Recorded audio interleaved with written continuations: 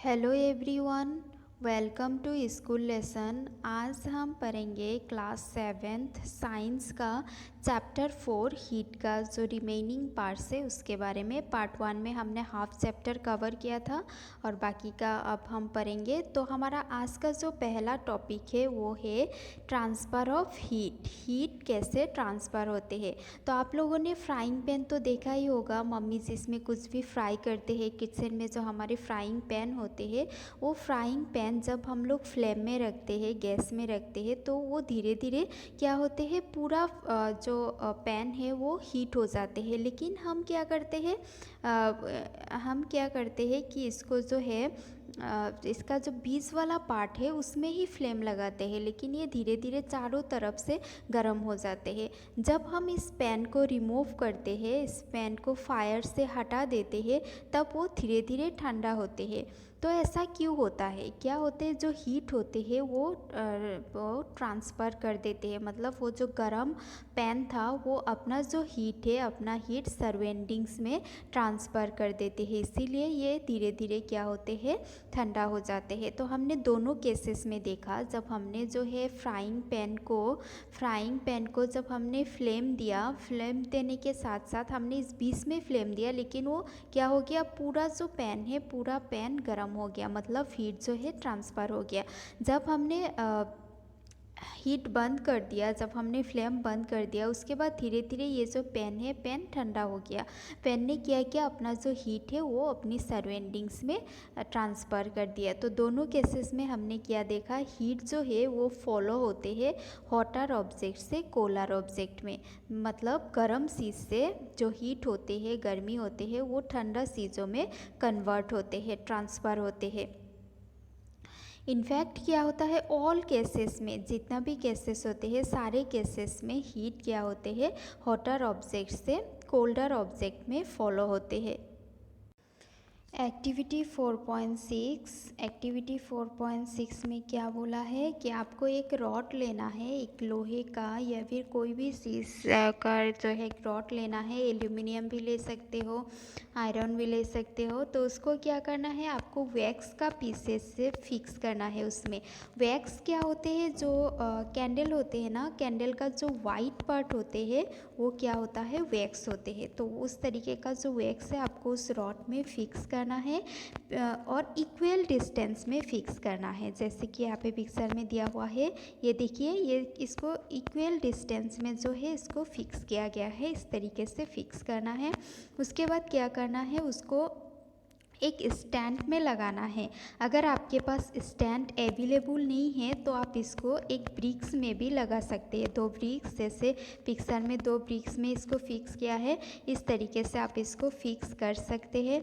उसके बाद आपको क्या करना है, इसका एक पार्ट में, एक एंड में जो है कैंडल लगाना है या फिर कोई भी फ्लेम देके इसको हीट करना है। जो जब आप हीट करोगे तो आप क्या देखोगे, जो वैक्स आपने लगाया था वो वैक्स पिघल के गिर रहा है। और कौन सा वैक्स सबसे पहले गिरेगा, जो वैक्स इस फ्लेम के पास है। जैसे ये वाला वैक्स फ्लेम के पास है तो ये सबसे पहले पिघल के नीचे गिर जाएगा। तो ऐसा क्यों होगा, जो हीट होता है ना, हीट क्या होता है, जो नियरेस्ट पार्ट होते हैं, नियरेस्ट पार्ट में सबसे पहले ट्रांसफ़र होता है और उसके बाद अदर पार्ट में, जो सबसे लास्ट वाला पार्ट है उसमें ट्रांसफ़र होते हैं।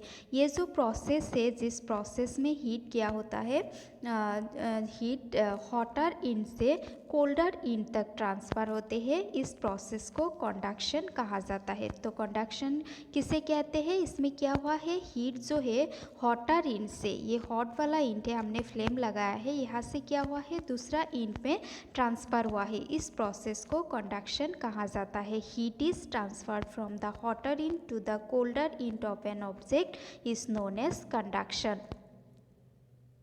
जितना भी सॉलिड चीज़ें होते हैं, कोई भी सॉलिड चीज़ें होते हैं, तो उससे क्या होता है, हीट ट्रांसफ़र होते हैं कंडक्शन प्रोसेस से। कंडक्शन प्रोसेस से हीट ट्रांसफ़र होते हैं।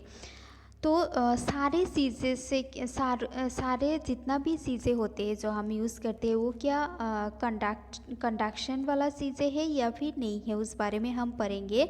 जो मेटेलिक पेन होते हैं किचन में, जो कुछ आप पेन देखोगे जिसका जो हैंडल होते हैं वो हैंडल या फिर लकड़ी का बना हुआ होते हैं या फिर प्लास्टिक का बना हुआ होते हैं, उसमें आप क्या देखोगे हीट जो है वो ट्रांसफ़र नहीं होते हैं।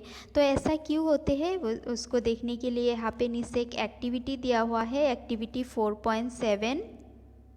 अभी है हमारा एक्टिविटी 4.7। एक्टिविटी 4.7 में क्या बोला है, आपको एक स्मॉल पेन या फिर एक बीकर लेना है और कुछ सामान आपको कलेक्ट करना है, जैसे स्टील का स्पून या फिर प्लास्टिक स्केल, पेंसिल, डिवाइडर, ये सब कलेक्ट करना है। और आपने जो पानी लेके उसमें पानी को हीट किया है, आपको पानी को हीट करना है, उस गर्म पानी में इन सारे चीज़ों को डीप करना है। जैसे पिक्चर में आप देख सकते हो यहाँ पे क्या किया है, बीकर में गर्म पानी को हीट किया है और उसमें जो है ये सारे चीज़ों को डीप करके रखा है। जब आप डीप करोगे तो आप क्या देखोगे, जो हीट है ना, हीट क्या नहीं हुआ है, कुछ टाइम तक आप उसको रखोगे और उसके बाद जब आप टच करोगे, अगर आप दूसरा ईंट जो होते हैं ये वाला ईंट में जब आप टच करोगे तो आप देखोगे कि गर्म नहीं हुआ है। ऐसा क्यों है, क्योंकि हीट जो है ट्रांसफ़र नहीं हुआ है। मतलब कुछ चीज़ें होते हैं जिसमें क्या होता है, हीट ट्रांसफ़र होता है, कुछ चीज़ों के थ्रू से हीट ट्रांसफ़र होता है, उसे कंडक्टर ऑफ हीट कहा जाता है। जैसे एल्यूमिनियम हो गया, आयरन, कॉपर, इन सारे चीज़ों से हीट का ट्रांसफ़र होता है हॉटर टू कोलर पार्ट में, तो इसको कंडक्टर कहा जाता है। लेकिन ऐसा कुछ मटेरियल्स होते हैं जिससे हीट पास नहीं होते हैं, जिस चीज़ों से हीट पास नहीं होते हैं उसे कहा जाता है इंसुलेटर। जैसे प्लास्टिक है, वुड है, लकड़ी है, इन सब चीज़ों से जो है हीट ट्रांसफ़र नहीं होते हैं। अगर आप इन सब चीज़ों की एक ईंट में फ्लेम लगाओगे, कैंडल लगा के इसको हीट करोगे तो ये क्या होगा, पिघल जाएगा या फिर जल जाएगा, लेकिन इससे हीट ट्रांसफ़र नहीं होगा। इसीलिए जो पोर कंडक्टर ऑफ हीट होते हैं उसे इंसुलेटर कहा जाता है, और जो जिसके थ्रू से हीट पास होते हैं उसको कंडक्टर कहा जाता है। वाटर और एयर जो होते हैं वो हीट का पोर कंडक्टर होते हैं। अगर वाटर और एयर हीट का पोर कंडक्टर होते हैं तो इससे हीट कैसे ट्रांसफ़र होते हैं, उसके लिए हमने एक्टिविटी देखना है। एक्टिविटी 4.8 में क्या बोला है कि आपको एक राउंड बॉटम वाला, नीचे राउंड वाला एक फ्लैक्स लेना है, या फिर आप एक बीकर भी यूज़ कर सकते हैं। तो आपको एक जो है बीकर यूज़ करना है, बीकर ले सकते हैं, उसमें जो है 2/3 आपको उसमें पानी डालना है और उसके बाद उसको एक ट्राइपॉड में एक स्टैंड में आपको उसको रखना है। उसके बाद आपको फ्लैक्स को हीट करना है, मतलब इस तरीके से रखना है ताकि आप उसके नीचे कैंडल देके उस वाटर को हीट कर सको। उसके बाद आपको पानी को रुकने तक का वेट करना है और उसके अंदर पोटेशियम परमंगनेट उसके बॉटम में डाल देना है जेंटली, धीरे से। उसके बाद आपको कैंडल लगा के पानी को हीट करना है। जब आप पानी को हीट करोगे तो आप क्या देखोगे, आपका जो ऑब्जर्वेशन है, आपको ऑब्जर्वेशन अपनी नोटबुक में लिखना है और उसके साथ साथ वो पिक्चर भी ड्रॉ करना है। तो आप क्या देखोगे, जो वाटर होते हैं, वाटर को जब हीट किया जाता है तो वाटर क्या होते हैं, जो जैसे सपोज़ आपने ये एक पॉट है, यहाँ पे आपने वाटर लिया है और वाटर को हीट कर रहे हैं। जब आप वाटर हीट करोगे तो जो बीच वाला वाटर है वो सबसे पहले हीट होगा, हीट होके वो क्या होगा, ऊपर की तरफ चला जाएगा, और जो पास वाला वाटर है ना, पास वाला वाटर फिर बीच में आता रहेगा। तो ये जो प्रोसेस, पास वाला वाटर बीच में आएगा और ये फिर हॉट होगा, ये फिर से गर्म होता रहेगा। इस तरीके से तो ये प्रोसेस कंटिन्यूअसली चलता रहेगा। बीच वाला पानी गर्म होगा, उससे उसका जो एयर है वो ऊपर की तरफ चला जाएगा और आसपास से वो फिर से जो है बॉटम में आ जाएगा। ये प्रोसेस कंटिन्यूअसली चलता रहेगा। जैसे आप पिक्चर में देख सकते हैं, ये देखिए अब यहाँ पे एक जो है एक कंटेनर लिया है, कंटेनर को हीट दिया है। जो बीच में ये वाला जो पार्ट है यहाँ पे हीट लग रहा है और ये ऊपर की तरफ चला जाएगा और पास वाला हिस्से से जो है वाटर नीचे आएगा और ये प्रोसेस कंटिन्यूअसली चलेगा जब तक पानी गर्म नहीं होता है। और ये जो प्रोसेस है, ये जो हीट ट्रांसफ़र होने वाला प्रोसेस है, इस प्रोसेस को कन्वेक्शन कहा जाता है। तो how does the heat travel in air, heat जो होते हैं वो एयर में ट्रैवल कैसे करते हैं। जो जब हम हीट देते हैं कोई भी चीज़ में, वाटर में, तो वो क्या होता है, जो पास वाला नियर वाला जो एरिया है वो सबसे पहले हॉट होते हैं और वो ऊपर की तरफ चले जाते हैं, राइस होते हैं। उसके बाद साइड वाला जो एरिया है उससे एयर जो है वो बीच में आते हैं और फिर वो गर्म होते हैं। इस तरीके से in this way the air gate heated, इस तरीके से एयर जो है वो हीट होते रहते हैं। तो नीचे एक एक्टिविटी दिया हुआ है, ये एक्टिविटी पढ़ने के बाद आप लोग और अच्छे से समझ पाओगे कन्वेक्शन प्रोसेस को। तो यहाँ पे है एक्टिविटी 4.9। 4.9 में क्या बोला है, आपको एक कैंडल जला लेना है। उसके बाद आपको अपना एक हाथ कैंडल की टॉप में रखना है और एक हाथ कैंडल के साइड में रखना है और आपका जो फीलिंग है उसको आपको नोट डाउन करना है। तो आप जब कैंडल जलाओगे तो उसको केयरफुली जलाओ और अपना जो हाथ है उसको एक सेफ डिस्टेंस में रखो। आपको अपना हाथ जलाना नहीं है। तो आप क्या देखोगे, यहाँ पे देखो पिक्चर में आप देख सकते हैं किस तरीके से हाथ को रखा गया है। तो आप देखिए एक हाथ जो है ऊपर रखा है और एक इस तरीके से साइड में रखा है और ट्रांसफ़र ऑफ हीट को देखा जा रहा है। तो क्या हुआ है, जो ये ऊपर वाला हाथ थे, ये टॉप वाला हाथ थे, इसमें ज़्यादा गर्म लगेगा इन कंपैरिजन तो अपने साइड में जो हाथ रखा है उसके हिसाब से ऊपर वाला ज़्यादा गर्म लगेगा। क्योंकि एयर जो होते हैं, एयर क्या होता है, जहाँ पे हीट लगता है वहाँ पे जल्दी गर्म होता है और उसके बाद वो हीट जो है वो धीरे धीरे ट्रांसफ़र होता जाता है। जो लोग समुद्र किनारे रहते हैं, कोस्टल एरिया मतलब समुद्र किनारे या फिर नदी किनारे रहते हैं, उन लोगों के साथ एक इंटरेस्टिंग घटना होते हैं। जैसे दिन के टाइम पे क्या होते हैं, लैंड जो होते हैं वो जल्दी जल्दी से गर्म हो जाते हैं। इसीलिए जो लैंड के ऊपर जो हवा होते हैं, जो एयर होते हैं, वो क्या होते हैं, जल्दी से गर्म होते हैं और गर्म हवा ऊपर की तरफ चले जाते हैं, जैसे हमने अभी अभी पढ़ा। तो जब चले जाते हैं तो वो वाला जो एरिया होते हैं, वो वाला एरिया क्या हो जाता है, खाली हो जाते हैं। और इस खाली जगह को भरने के लिए क्या होता है, सी का जो एयर होते हैं, सी का एयर आके ये वाला जो खाली ये जगह होते हैं उसको फिल कर देते हैं। और जो वार्म एयर होते हैं, मतलब जो लैंड के ऊपर जो वार्म एयर होते हैं, ये राइज होके फिर सी के तरफ चले जाते हैं ताकि ये जो साइकिल है ये कंप्लीट हो सके। तो सी से जो ठंडा हवा आते हैं, इस ठंडा हवा को क्या कहा जाता है, ठंडा हवा को कहा जाता है सी ब्रीज, सी ब्रीज कहा जाता है। उसके बाद क्या होता है, जो लोग जो कोस्टल एरिया में रहते हैं, समुद्र किनारे जो लोग रहते हैं, वो लोग अपना जो घर है वो सी के तरफ फेस करके बनाते हैं या फिर एक दो विंडो जो है वो सी के तरफ रखते हैं ताकि सी का जो सी ब्रीज से जो ठंडा हवा है वो लोग रिसीव कर सकें। लेकिन रात में इसका रिवर्स होते हैं, इसका उल्टा होते हैं, क्योंकि पानी जो है वो धीरे धीरे ठंडा होता है और लैंड जल्दी से ठंडा हो जाते हैं। इसीलिए जो पानी में जो हवा होते हैं, गर्म हवा, वो ऊपर की तरफ चले जाते हैं, मतलब गर्म होके ऊपर की तरफ चले जाते हैं। इसीलिए लैंड में जो हवा होते हैं, लैंड में जो ठंडी हवा होते हैं, वो आके ये वाला जो जगह है वो ले लेते हैं। तो कूल एयर जो होते हैं लैंड का कूल एयर क्या होते हैं, सी की तरफ मूव करते हैं और इसे कहा जाता है लैंड ब्रीज। मतलब लैंड का जो ठंडा हवा होते हैं जो रात में मिलते हैं उसको क्या कहते हैं, लैंड ब्रीज कहते हैं। और दिन में जो सी का ठंडा हवा होते हैं उसको सी ब्रीज कहा जाता है। अभी यहाँ पे एक चीज़ है कि जब हम लोग सनलाइट के नीचे जाते हैं तो हमको गर्मी फील होते हैं। लेकिन ऐसा गर्मी फील होते हैं, लेकिन सन से अर्थ में हीट ट्रांसफ़र होने के लिए ऐसा कोई मीडियम नहीं होते हैं।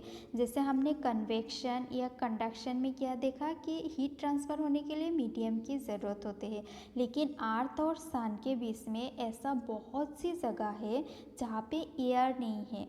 तो बिना मीडियम के सन से अर्थ में हीट कैसे ट्रांसफ़र होते हैं, इस बारे में हम आगे पढ़ेंगे। सन से जो हीट अर्थ में आते हैं उसमें एक दूसरा प्रोसेस इन्वॉल्व है। उस प्रोसेस का नाम है रेडिएशन। रेडिएशन प्रोसेस में कोई मीडियम की ज़रूरत नहीं होता है। अगर मीडियम होता है तो भी हीट ट्रांसफ़र होता है, और अगर मीडियम नहीं होता है तो भी हीट ट्रांसफ़र होते हैं। जैसे कि अगर हम कोई रूम हीटर के सामने बैठते हैं तो वहाँ पे कोई मीडियम नहीं होता है, लेकिन हमको हीट मिलता है। ऐसा क्यों होता है? रेडिएशन प्रोसेस की वजह से। जैसे अगर कोई सामान कोई गर्म सामान हम रखते हैं, फ्लेम से निकाल के लाते हैं, तो वो थोड़ी देर बाद ठंडा हो जाता है।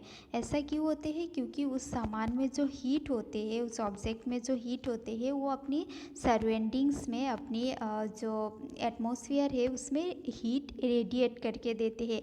और हमारा बॉडी भी क्या करते हैं, अपनी सराउंडिंग्स में हीट दे देते हैं, ट्रांसफ़र कर देते हैं, और अपनी सराउंडिंग से हीट रिसीव भी करते हैं रेडिएशन प्रोसेस से।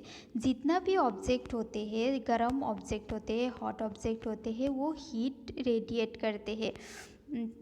जब हीट कोई भी चीज़ के ऊपर गिरता है तो उसका एक पार्ट उस ऑब्जेक्ट से रिफ्लेक्ट होके चले जाते हैं, एक पार्ट वो एब्जॉर्ब कर लेते हैं, और एक पार्ट वो ट्रांसमिट करते हैं। और जो ऑब्जेक्ट का जो टेम्परेचर इंक्रीज़ होते हैं, हॉटनेस इंक्रीज़ होते हैं, वो इंक्रीज़ इसलिए होते हैं क्योंकि वो जो है एक पार्ट, हीट का एक पार्ट एब्जॉर्ब कर लेते हैं। तो अभी हमारा टॉपिक है kind of clothes we wear in summer and winter. तो समर और विंटर में हम किस तरीके की कपड़ा पहनते हैं।